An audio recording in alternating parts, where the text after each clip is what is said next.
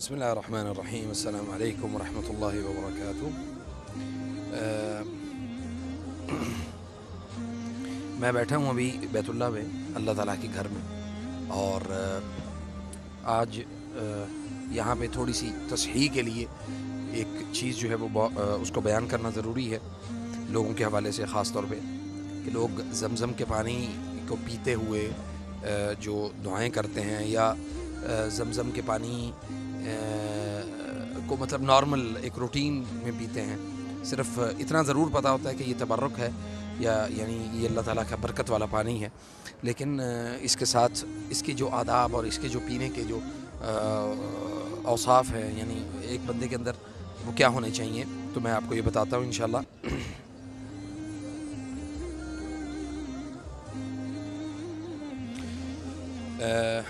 ज़मज़म का पानी है मेरे पास।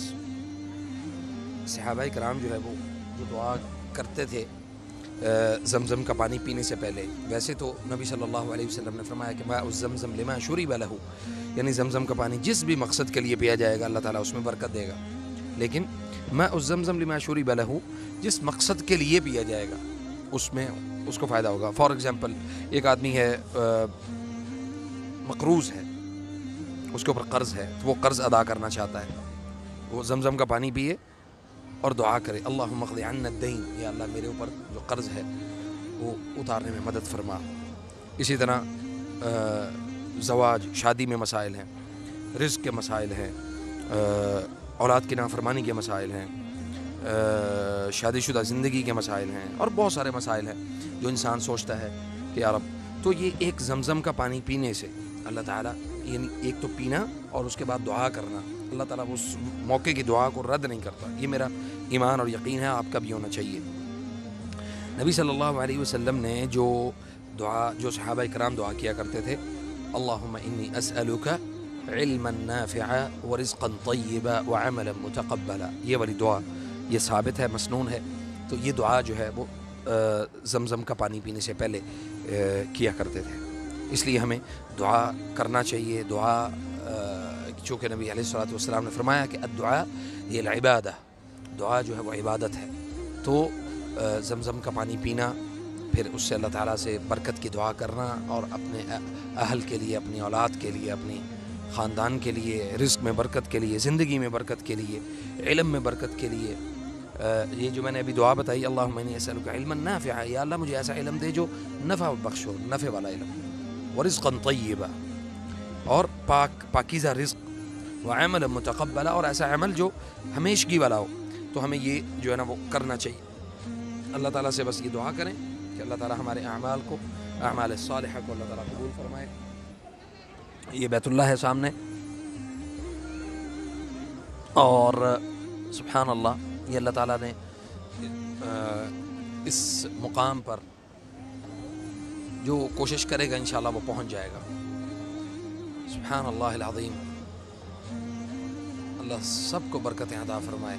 और बड़ी अच्छी जो बात है वो ये है कि बैतुल्लाह के साथ जो लगी हुई जो करीब एक दीवार थी गोल दायरे में, कोरोना की वजह से वो भी हटा दी गई है, वो भी इंशाल्लाह आपको दिखाएंगे इंशाल्लाह। अल्लाह तबारक अल्लाह, लाइन दीवार हटाने के बाद अल्हम्दुलिल्लाह लोगों की रसाई जो है वो बैतुल्लाह के बिल्कुल करीब हो गई है, अल्हम्दुलिल्लाह।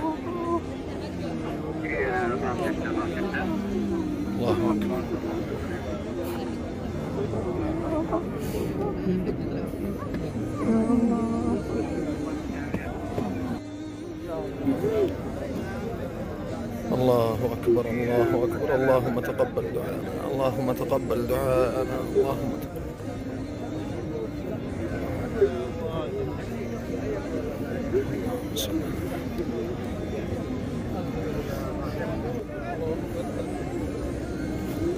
अल्लाहु अकबर व लिल्लाहिल हम्द।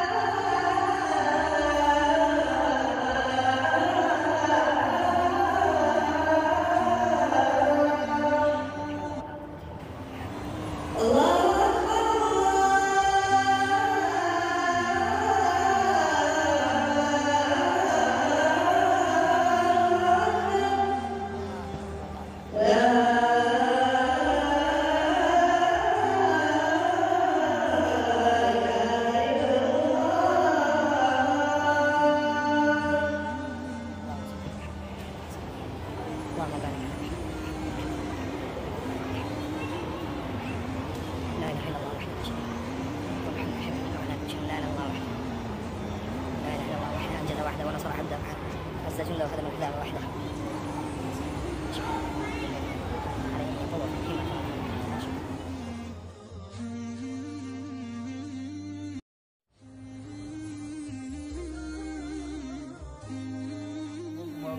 جی السلام علیکم ورحمۃ اللہ وبرکاتہ. جب عمرہ آپ کا مکمل ہو جائے تو اس کے بعد آپ حلق الشعر بالوں کو کٹواتے ہیں آپ حلاقہ کے پاس جا کے.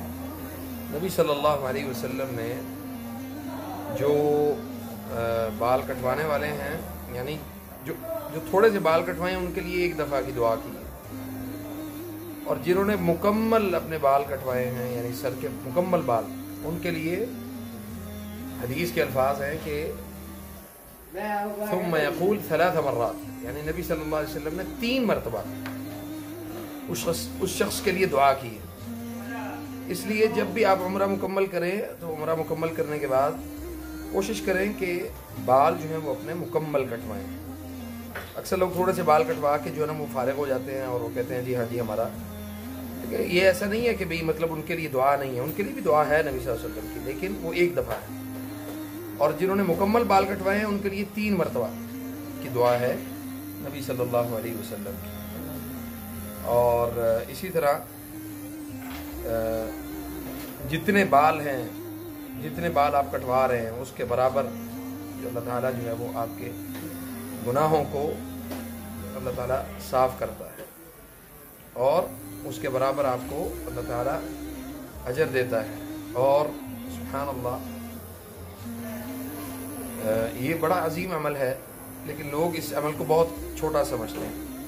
اس لیے کوشش کریں کہ مکمل جو مناسک عمرہ ہیں وہ مکمل ادا کریں. اتنی محنت مشقت کے بعد آپ اپنے اپنے ملکوں سے یہاں پہنچتے ہیں, اور آپ کا عمل اگر صالح نہیں ہوگا تو قابل قبول بھی نہیں ہے.